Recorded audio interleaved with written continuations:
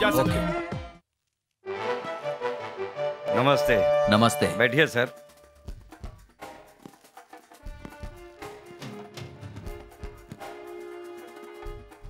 बैठिए sir. Sorry madam, आपके पति की जिस तरह से हत्या हुई है इस बात का हमें बहुत ही ज्यादा खेद है। हम आपके साथ हैं मैडम, आप बिल्कुल भी चिंता मत कीजिए। मैं उसी बारे में आपसे पूरी जानकारी लेने के लिए आया हूँ और आपको हमें कोऑपरेट करना पड़ेगा मैडम। ये कौन है? मेरे पति के मैनेजर हैं। क्या करती हैं आप? मैं एक हाउसवाइफ हूँ। बच्चे कितने हैं आपके? एक बेटी है और एक बेटा है। आई सी। क्या आपको उनके रिश्तेदार और किसी दोस्तों पर शक है मैडम? क्या बताऊं साहब, उनके कितने सारे दुश्मन थे मैं इस बात का अंदाजा भी नहीं लगा सकती। ओके, वैसे आपके घर पे किस किस का आना जाना था? हमारे घर में रोज बहुत से लोग आया करते थे साहब।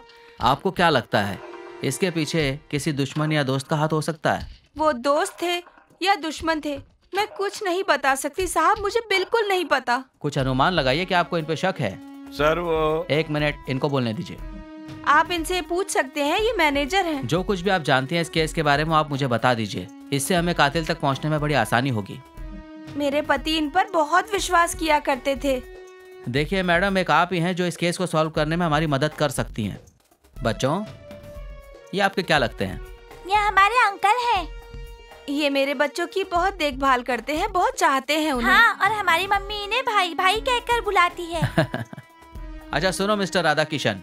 Yes sir. तुम पुलिस डिपार्टमेंट से सस्पेंड हुए हो और यहाँ पर आकर मैनेजर की नौकरी कर रहे हो mister Radha Kishan. Sir correct sir. देखिए, बॉडी के पास कुछ सबूत मिले हैं और डॉक्टर के रिपोर्ट के मुताबिक हमें पता चला है कि किसी चाकू से उनका गला काटा गया है। तुम उनके पक्के दोस्त थे तो तुम्हें उनके बारे में कुछ तो पता होगा मिस्टर राधा किशन।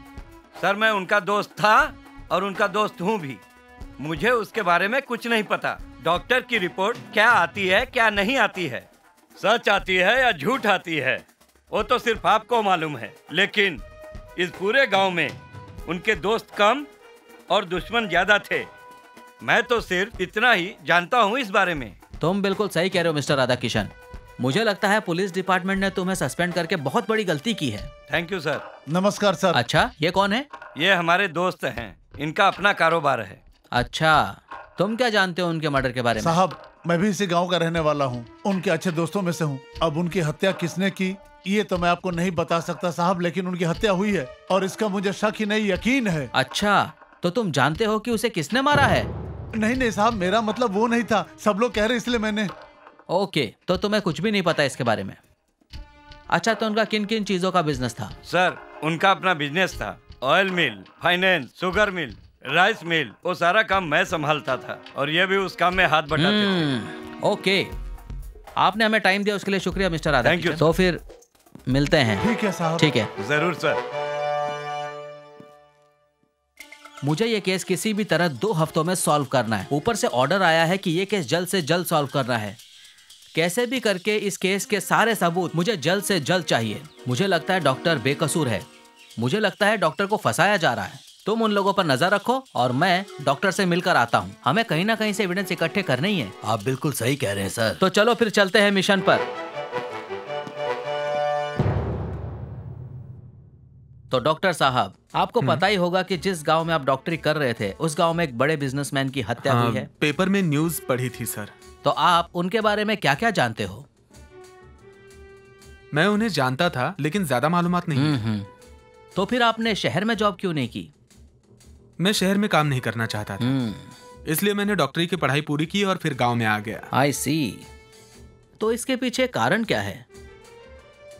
क्योंकि मेरी इच्छा थी कि मैं गांव के गरीब लोगों की सेवा करूं, उन्हें रोग मुक्त करूं। अच्छा, तो आप मुझे बताइए कि आपने इसी गांव को क्यों चुना? इस गांव में कोई डॉक्टर नहीं था, ये बात मैं जानता था। इसलिए इस गांव के लोगों की सेवा करने के लिए मैं आ गया। मेरा यहाँ पे काम करना पिताजी को पसंद नहीं था, तो वो मुझसे थोड़ा नाराज भी थे। आपके पिताजी क्या करते हैं? मेरे पापा हाईकोर्ट के जज मिस्टर सुंदर पांडे हैं। ओह अच्छा। जी हाँ। ओके, फिर मिलते हैं। जी बिल्कुल। Yes sir.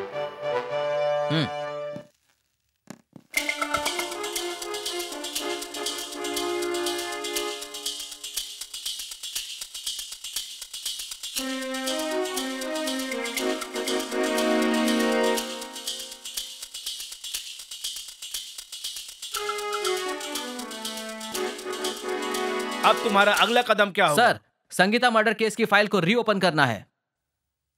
Okay, permission guaranteed. Thank you sir. Sir, आइए आप। I am ASP Narayan Pandey. हाँ, आप आने वाले थे, मैं जानता हूँ। बैठिए। Thank you sir. बताइए क्या बात है? सर, एक इंक्वायरी के लिए आया हूँ। सर, मैं अभी सर्विस में नहीं हूँ, वीआरएस ले चुका हूँ, फिर भी आपकी मदद करूंगा, बोलिए। Okay sir, thank you sir. Doctor Shankar आपके बेटे हैं क्या सर? जी हाँ, मेरा ही बेटा है। उन्होंने गांव में ही डिस्पेंसरी क्यों खोली सर? वो बचपन से ही गांव के लोगों की सेवा करने के लिए हमेशा उतावला रहता था, इसलिए उसने डॉक्टर बनने के बाद एक गांव में ही अपनी पोस्टिंग करवा ली। लेकिन आप ये सब क्यों पूछ रहे हैं? तो और कुछ बताइए सर। एक बार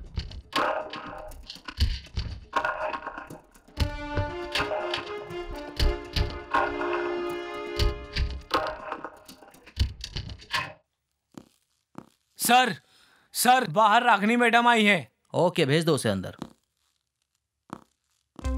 गुड मॉर्निंग सर, मेरा नाम रागिनी है। मॉर्निंग मिस रागिनी, आइए आप यहाँ पर बैठ जाइए। बैठिए। Thank you sir.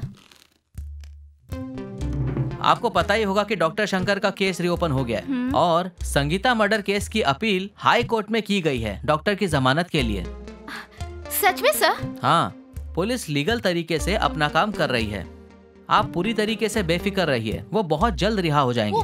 Thank you sir.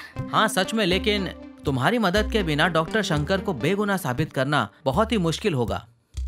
वो बेगुनाह है सर? बिल्कुल, मुझे ऐसा लगता है कि उनको इस केस में फंसाया जा रहा है, इसलिए मैं आपसे जैसा कहूँ बस वैसा ही करो। ओके सर, जो आपने कहा मैं वही करूँगी। Very good. अब हमारी नेक्स्ट मीटिंग हाई कोर्ट में। ओके सर, जाइए।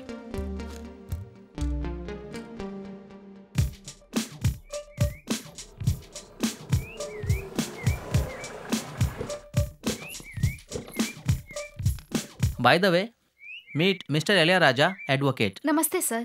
नमस्ते, कैसे हो आप? Okay doctor, congratulation. Okay doctor, जैसा कहूँ वैसा ही करना, क्योंकि इस केस को मुझे जल्द से जल्द सॉल्व करना है। Okay okay okay, thanks a lot. Okay, thanks. Okay miss Ragini.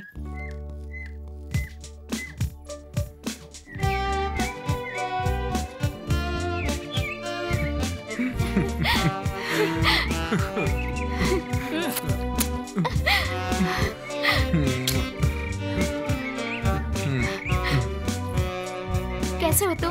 तुम कैसी हो? मैं भी अच्छी हूँ। तुम्हें बहुत मिस कर रही थी।